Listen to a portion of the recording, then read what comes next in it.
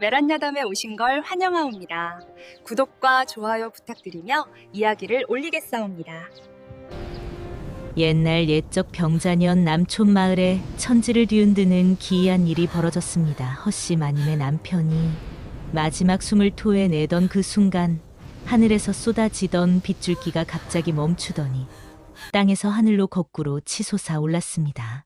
마을 사람들은 그 광경을 보고 혼비백산했지요. 저주다. 저 집안엔 대대로 내려오는 저주가 있다. 엎친 데 덮친 격으로 그 애는 흉년이 들어 기근이 마을을 휩쓸었습니다.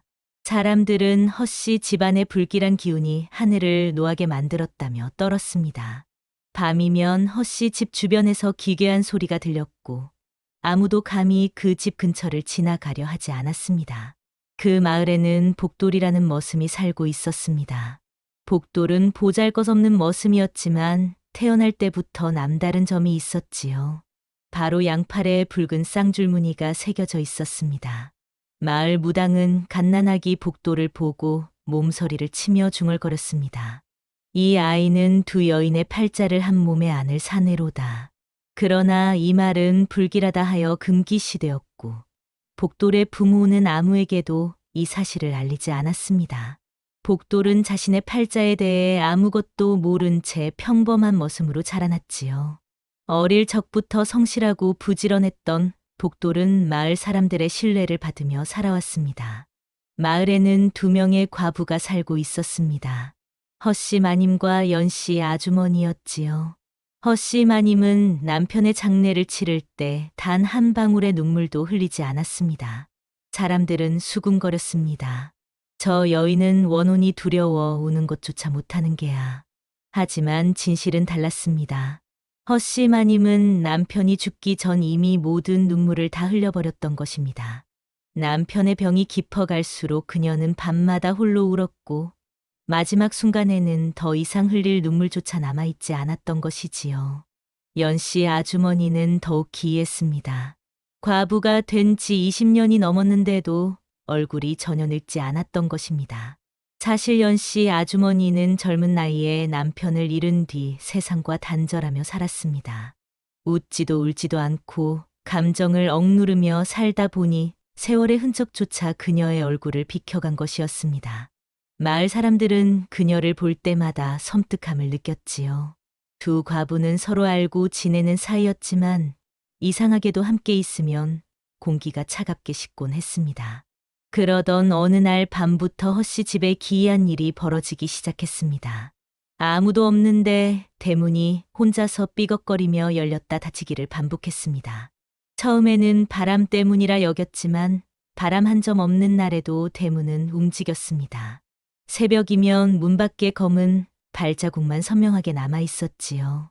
그 발자국은 사람의 것 같기도 하고 아닌 것 같기도 했습니다. 마을 사람들은 허씨 마님의 전 남편이 저승에서 돌아온 것이라며 공포에 떨었습니다. 원혼이 돌아왔다. 밤에는 절대 그 집 근처에 가면 안 돼. 밤마다 들려오는 대문 소리는 마을 전체를 불안에 떨게 만들었습니다. 심지어 개들조차 허씨 집 앞을 지나갈 때면 꼬리를 말고 도망쳤지요. 달빛조차 허씨 집만 피해가는 듯했습니다. 허씨 마님은 그런 소문을 들으면서도 아무 말이 없었습니다. 다만 밤마다 창문을 통해 밖을 바라보는 그녀의 눈빛에는 형언할 수 없는 슬픔이 서려 있었습니다. 바로 그날 밤 연씨 아주머니가 갑자기 피를 토하며 쓰러지는 사건이 벌어졌습니다. 복돌이 급히 달려가자 연씨 아주머니는 떨리는 손으로 복돌의 옷깃을 움켜쥐었습니다. 그녀의 입술은 새파랗게 질려 있었고 눈빛에는 형언할 수 없는 공포가 서려 있었죠. 그이는 돌아온 게 아니요. 연씨 아주머니는 숨을 헐떡이며 간신히 말을 이었습니다. 누굴 데리고 왔어? 그 말을 끝으로 연씨 아주머니는 정신을 잃었습니다. 복돌은 그녀의 손을 펼쳐보고 깜짝 놀랐습니다. 피 묻은 비녀가 쥐어져 있었는데 그것은 바로 허씨 마님이 늘 꽂고 다니던 비녀였던 것입니다. 복돌은 그 비녀를 보며 온몸에 소름이 돋았습니다. 연씨 아주머니는 대체 어떻게 이 비녀를 손에 넣은 것일까요? 복돌은 연씨 아주머니를 살리기 위해 금기를 깨고 말았습니다. 마을에는 머슴이 과부집 문턱을 밤에 넘으면 안 된다는 엄격한 금기가 있었지요. 하지만 복돌은 사람의 목숨이 더 중요하다 여겨 연씨 집 안으로 들어갔습니다. 그 순간 바람도 없는데 떨어졌던 등잔불이 혼자서 다시 환하게 켜졌습니다. 복돌은 등골이 오싹해졌지요. 방 안 공기가 갑자기 차갑게 식었고 벽에 비친 그림자가 둘이 아닌 새처럼 보였습니다. 복돌은 연씨 아주머니를 방 안에 눕히고 물수건으로 이마를 닦아 주었습니다. 그녀의 얼굴은 창백했고 숨소리는 가늘고 약했습니다. 복돌은 밤새 그녀 곁을 지켰습니다. 밤이 깊어갈수록 방 안의 공기는 더욱 차갑게 식었고 어디선가 희미한 여인의 흐느낌 소리가 들려오는 듯했습니다. 복돌은 두려웠지만 자리를 뜰 수 없었습니다. 복돌이 연씨 아주머니를 간호하며 밤을 지새우고 있을 때였습니다. 동이 트기 직전 문 밖에서 희미한 인기척이 들렸습니다. 복돌이 조심스럽게 문을 열어보니 헛씨 마님이 하얀 얼굴로 문 앞에 쪼그리고 앉아 있었습니다. 그녀의 머리에는 비녀가 꽂혀 있지 않았지요. 헛씨 마님은 떨리는 목소리로 물었습니다. 복돌아, 방금 내 비녀를 보았다 하지 않았느냐? 그녀의 두 손은 바들바들 떨리고 있었고 눈빛에는 형언할 수 없는 두려움이 가득했습니다. 복돌은 연씨 아주머니가 쥐고 있던 비녀를 조심스럽게 내밀었습니다. 헛씨 마님은 그 비녀를 보더니 얼굴이 하얗게 질려서는 한참 동안 아무 말도 하지 못했습니다. 그녀의 입술이 파르르 떨렸지만 소리는 나오지 않았지요. 마침내 헛씨 마님은 떨리는 손으로 비녀를 받아들었습니다. 이것이 어찌하여 여기에. 그녀의 눈에서 눈물 한 방울이 흘러내렸습니다. 며칠 뒤 열병을 앓던 연씨 아주머니가 헛소리처럼 중얼거리기 시작했습니다. 복돌은 그녀의 머리맡을 지키며 물수건으로 뜨거운 이마를 식혀주고 있었지요. 헛씨 남편은 스스로 죽은 게 아니요. 연씨 아주머니는 울먹이는 목소리로 말했습니다. 복돌은 깜짝 놀라 귀를 기울였습니다. 그날 밤 두 사람이 있었어. 하지만 연씨 아주머니는 그 말을 끝으로 다시 입을 다물고 말았습니다. 복돌은 그녀의 말이 무슨 뜻인지 알 수 없었지만 뭔가 끔찍한 비밀이 숨겨져 있다는 느낌을 받았습니다. 그날 밤 복돌은 우연히 헛씨 마님이 매일 밤 우물가로 가는 것을 목격했습니다. 달빛 아래 홀로 우물을 들여다보는 그녀의 뒷모습은 어딘가 처연하면서도 섬뜩했지요. 복돌은 숨을 죽이고 그 광경을 지켜보았습니다. 헛씨 마님은 우물가에 무릎을 꿇고 한참을 그렇게 앉아 있었습니다. 복돌은 다음 날 밤에도 몰래 헛씨 마님을 따라갔습니다. 헛씨 마님은 우물가에 무릎을 꿇고 앉더니 두레박을 천천히 내렸습니다. 밤의 고요함 속에서 두레박이 물속으로 가라앉는 소리만 또렷하게 들렸지요. 한참을 기다리다가 두레박을 끌어올린 헛씨 마님의 손에는 낡은 남자 신발 한 짝이 들려 있었습니다. 복돌은 숨을 죽이고 지켜보았지요. 헛씨 마님은 그 신발을 꺼내 보더니 자신이 가져온 다른 신발 한 짝과 나란히 놓았습니다. 놀랍게도 두 신발은 똑같은 것이었습니다. 즉, 헛씨 남편이 죽던 날 그곳에는 다른 남자도 있었다는 뜻이었습니다. 헛씨 마님은 떨리는 목소리로 중얼거렸습니다. 그날 밤 분명 두 사람이 있었다. 그 말을 듣는 순간 복돌의 온몸에 소름이 돋았습니다. 헛씨 마님은 두 신발을 품에 안고 흐느끼기 시작했습니다. 그녀의 흐느낌은 밤의 정적을 깨뜨리며 복돌의 가슴을 먹먹하게 만들었습니다. 그 무렵부터 이상한 일이 계속 이어졌습니다. 헛씨 마님과 연씨 아주머니가 동시에 복돌을 자기 집으로 부르기 시작한 것입니다. 헛씨 마님은 이렇게 말했습니다. 복돌아, 우리 집 불씨가 자꾸 혼자 꺼진다. 밤새 지켜다오. 연씨 아주머니는 또 이렇게 말했습니다. 복돌아, 우리 집 벽이 밤마다 온다. 내가 있어야 한다. 두 과부의 말은 마치 복돌을 서로 빼앗으려는 듯한 기운을 풍겼습니다. 복돌은 어찌할 바를 몰라 당황했지요. 두 집을 오가며 일을 도와야 했는데 갈 때마다 두 과부의 눈빛이 점점 더 절박해졌습니다. 복돌은 자신이 알 수 없는 무언가의 중심에 서 있다는 느낌을 받았습니다. 밤이면 잠을 설치고 낮이면 두 집을 오가며 일을 했습니다. 복돌의 얼굴에는 피곤함이 역력했지만 두 과부를 외면할 수 없었습니다. 그 무렵 마을에는 더욱 섬뜩한 소문이 퍼지기 시작했습니다. 밤마다 마을 어귀에서 헛씨 남편의 음성이 들린다는 것이었습니다. 그날의 진실을 반드시 밝혀야 한다. 낮게 울리는 그 목소리는 바람을 타고 마을 구석구석까지 퍼져나갔습니다. 사람들은 공포에 떨며 해가 지기 전에 문을 걸어 잠그고 나오지 않았지요. 마을의 장정들조차 밤에는 밖에 나가기를 꺼렸습니다. 어느 날 저녁 복돌은 헛씨 집 뒷뜰을 지나가다가 기이한 광경을 목격했습니다. 빗물이 고인 웅덩이를 들여다보니 달빛에 비친 그림자가 셋이었습니다. 분명 그곳에는 복돌 혼자뿐이었는데 말이지요. 복돌은 심장이 멎을 듯 놀라 뒤를 돌아보았지만 아무도 없었습니다. 하지만 웅덩이 속 세 번째 그림자는 여전히 꿈틀거리고 있었습니다. 복돌이 다시 웅덩이를 들여다보자 그림자 하나가 천천히 손을 들어 복돌을 가리키는 것이었습니다. 복돌은 혼비백산하여 그 자리를 떠났습니다. 며칠 뒤 복돌은 연씨 집에서 청소를 돕다가 오래된 괴짝 속에서 놀라운 물건을 발견했습니다. 그것은 낡은 초상화였습니다. 초상화에는 헛씨 남편과 또 다른 남자 두 사람이 나란히 서 있었지요. 복돌은 그 초상화를 보는 순간 온몸이 얼어붙었습니다. 초상화 속 낯선 남자의 얼굴이 자신과 너무나 닮아 있었기 때문입니다. 눈매며 코며 인매까지 마치 자신의 형제라도 되는 듯한 느낌이었습니다. 복돌의 손이 떨렸습니다. 이게 대체 무슨... 복돌은 초상화를 자세히 들여다보았습니다. 그 남자는 헛씨 남편보다 조금 젊어 보였고 눈빛이 온화했습니다.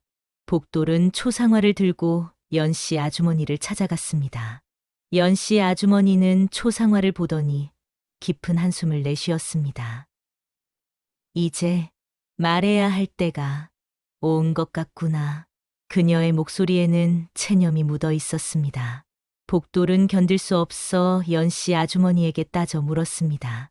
이 사람은 누구입니까? 대체 제가 누구와 닮았다는 겁니까? 연씨 아주머니는 한참을 망설이다가 무거운 입을 열었습니다. 복돌아, 사실 너는 평범한 아이가 아니다. 복돌이 어릴 적 친부모라고 알고 자란 사람들은 사실 헛씨 남편의 먼 친척이었다는 것입니다. 즉, 복돌은 헛씨 남편과 먼 혈연으로 이어져 있었습니다. 초상화 속 남자는 헛씨 남편의 동생으로 복돌의 진짜 아버지였던 것입니다. 복돌이 두 과부에게 묘하게 끌리는 것도, 두 과부가 복돌을 특별하게 대하는 것도 모두 이 피의 인연 때문이었던 것입니다. 복돌은 자신의 출생 비밀을 알고 충격에 빠졌습니다. 그럼 저는 대체... 복돌은 주저앉았습니다. 자신이 알고 있던 모든 것이 거짓이었다는 사실에 머리가 어지러웠습니다. 그날 밤 연씨 아주머니는 마침내 숨겨왔던 진실을 모두 털어놓았습니다. 그녀는 떨리는 목소리로 말하기 시작했습니다. 헛씨 남편은 스스로 목숨을 끊기 전에 우리 둘에게 부탁을 했다. 헛씨 남편은 자신이 심한 병에 걸려 오래 살지 못할 것을 알았습니다. 더욱이 동생마저 일찍 세상을 떠나 복돌이 혼자 남게 되었지요. 그는 죽기 전 헛씨 마님과 연씨 아주머니를 불러 이렇게 말했다고 합니다. 내가 죽으면 두 집안의 기운이 끊어진다. 그 기운을 복돌이에게 이어 달라. 복돌이는 내 동생의 아들이자 우리 집안의 마지막 혈육이다. 즉, 허씨 남편은 복도를 지키고 두 집안을 이어주기 위해 두 과부에게 복도를 부탁한 것이었습니다. 복돌은 그 말을 듣고 가슴이 무너지는 듯했습니다. 모든 것이 자신을 위한 것이었다는 사실에 눈물이 흘러내렸습니다. 그로부터 며칠 동안 복돌은 번민에 빠져 지냈습니다. 밤이면 잠을 이루지 못하고 뒤척였고 낮에도 일손이 멈추곤 했지요. 두 과부의 처지도 죽은 허씨 남편의 뜻도 모두 이해가 되면서도 받아들이기 힘들었습니다. 제가 정말 두 집을 지켜야 하는 걸까요? 복돌은 밤하늘의 별을 보며 중얼거렸습니다. 별들은 대답 없이 반짝일 뿐이었지요. 복돌은 자신의 팔에 새겨진 쌍줄무늬를 내려다보았습니다. 무당의 말이 떠올랐습니다. 두 여인의 팔자를 한 몸에 안을 사내. 복돌은 깊은 한숨을 내쉬었습니다. 그러던 어느 날 마을에 또 다른 소문이 퍼졌습니다. 허씨 집 우물에서 이상한 소리가 들린다는 것이었습니다. 밤마다 우물 속에서 누군가 울고 있다더라.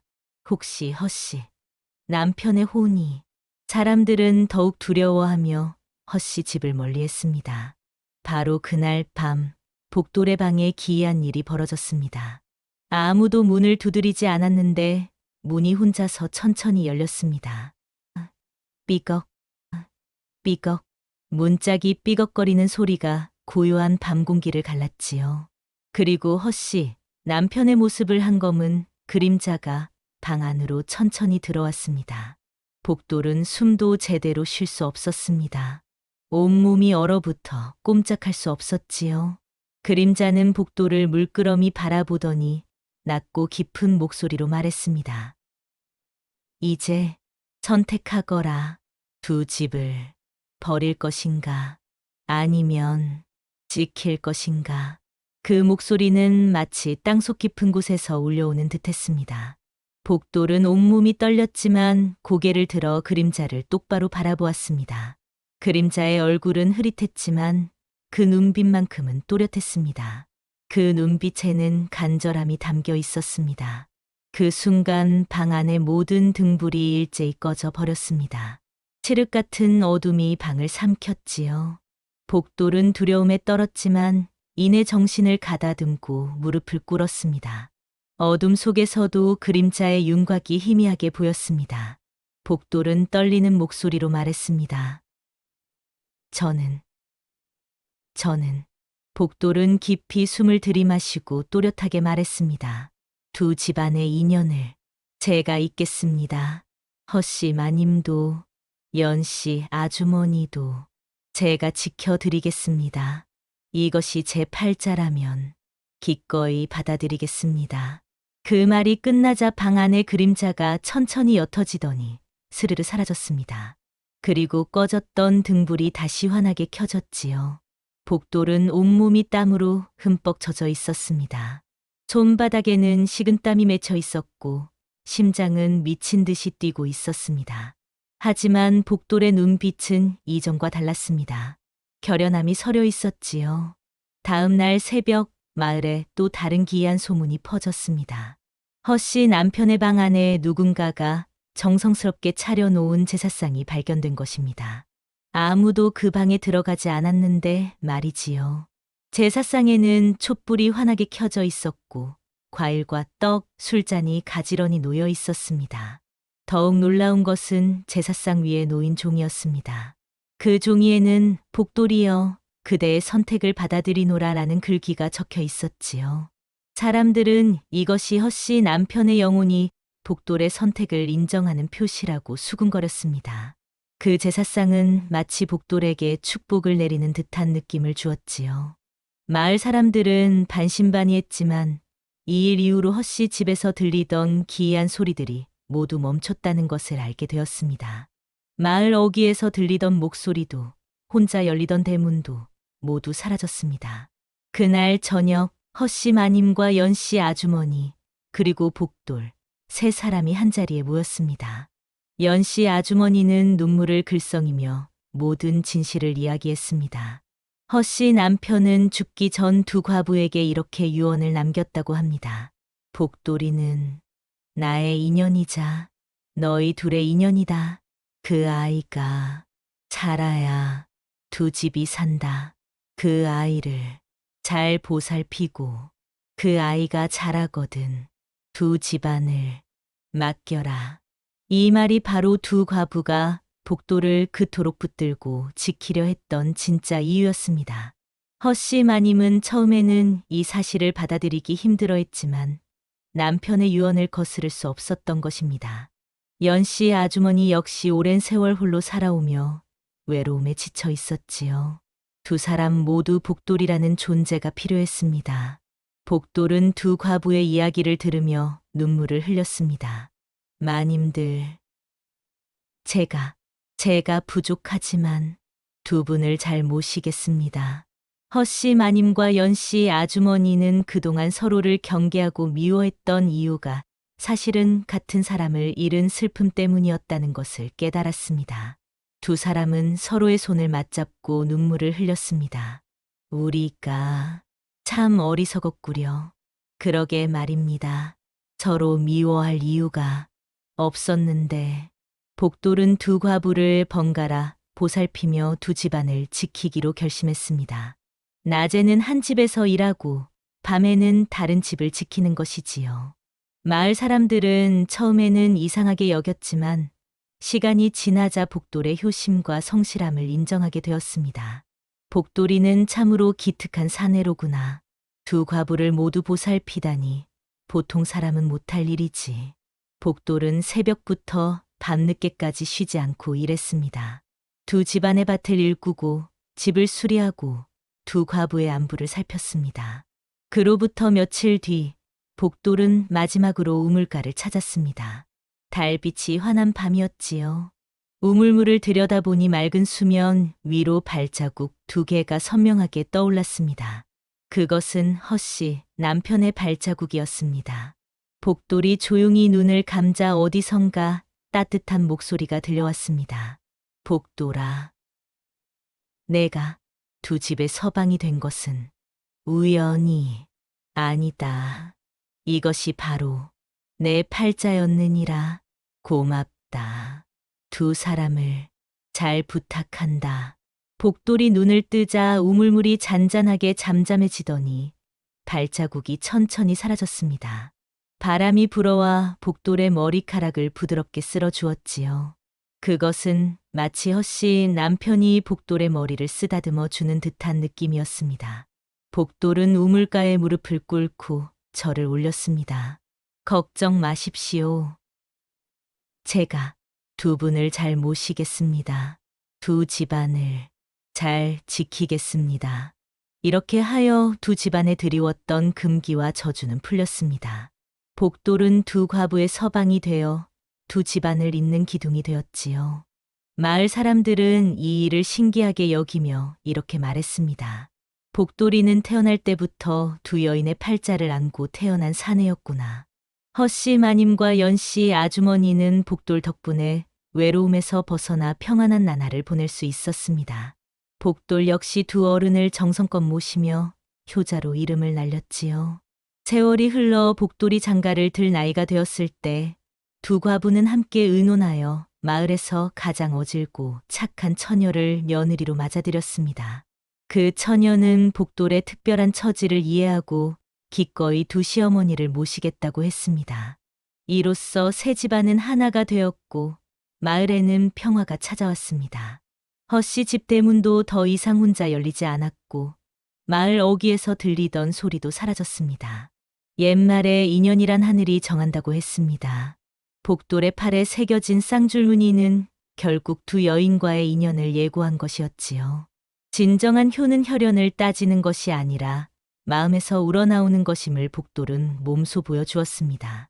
때로는 한 사람의 선택이 여러 사람의 운명을 바꾸기도 합니다. 복돌처럼 책임을 회피하지 않고 정면으로 맞서는 용기. 그것이야말로 진정한 어른의 모습입니다. 두 과부는 서로 미워할 이유가 없었고 복돌은 도망칠 이유가 없었습니다. 모두가 자신의 자리에서 최선을 다했을 때 저주는 축복으로 바뀌었던 것입니다. 다음 영상을 빠르게 만나보시려면 좋아요와 구독을 눌러주세요. 그럼 더 재미있는 영상으로 찾아뵙겠습니다. 모두 행복한 하루 보내세요.